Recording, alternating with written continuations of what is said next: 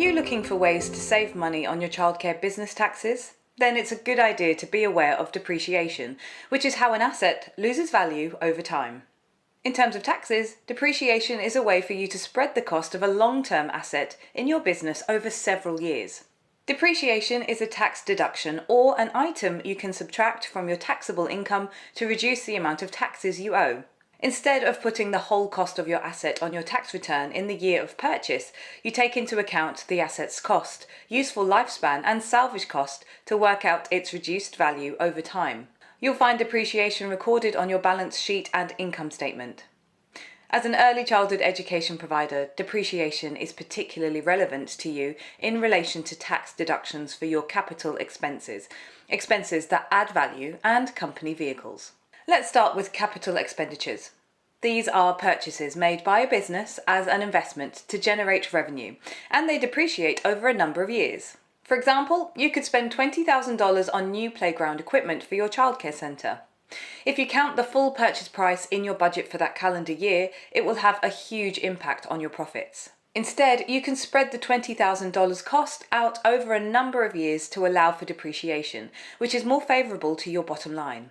The IRS has set out guidelines for depreciating fixed assets, which are common capital expenditures. Commercial buildings and improvements are generally depreciated over 39 years using the straight line method.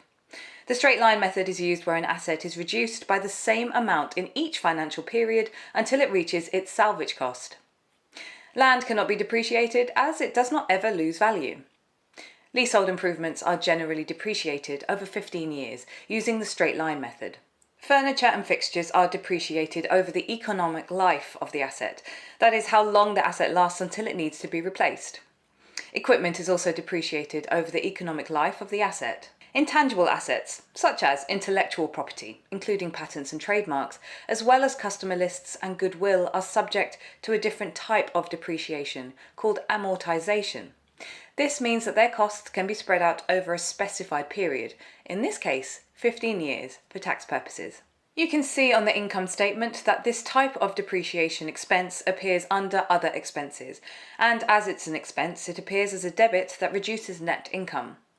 Next, if we take a look at the balance sheet, the assets that created the depreciation expense on the income statement also created the accumulated depreciation on the balance sheet. Accumulated depreciation is the total depreciation expense for the period of time that the asset has been in use.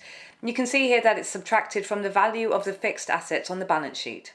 Some of the fixed assets shown on the balance sheet may qualify for bonus depreciation.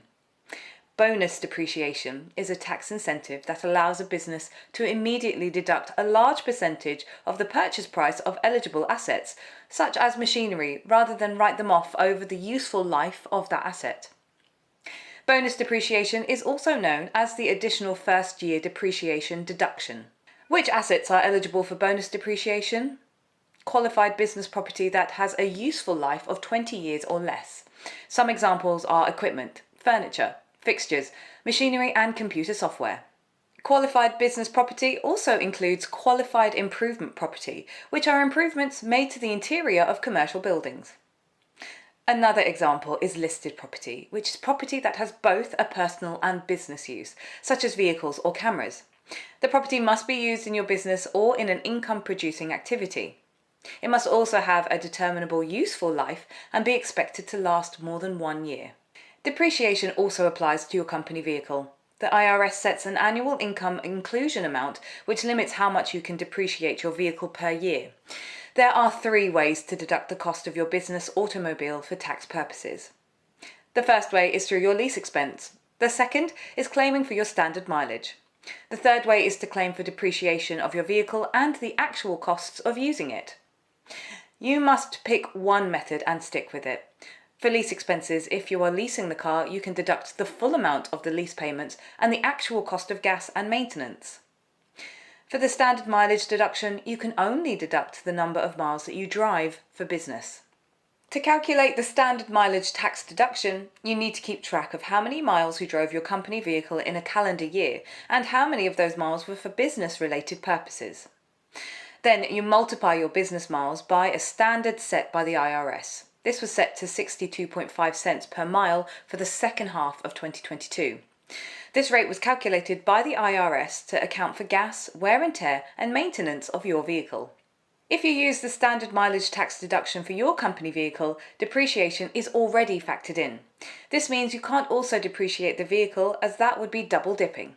If you claim a deduction for your company vehicle using your actual expenses, you need to factor in the actual costs of running it, such as fuel, licensing, maintenance, and any other associated costs. You also need to calculate its depreciation. Depreciation lets you deduct a percentage of the value of your car every year until the original purchase price is met. The only requirements are that you own the vehicle, use it for business, and deduct the actual expenses you incur. Keeping good records is essential to helping you calculate the depreciation of your company vehicle. Your company vehicle's depreciation is recorded on your income statement under Other Expenses as a depreciation expense. It's also good to note that if you buy a £6,000 to £14,000 bus or vehicle, it can be depreciated under bonus depreciation rules.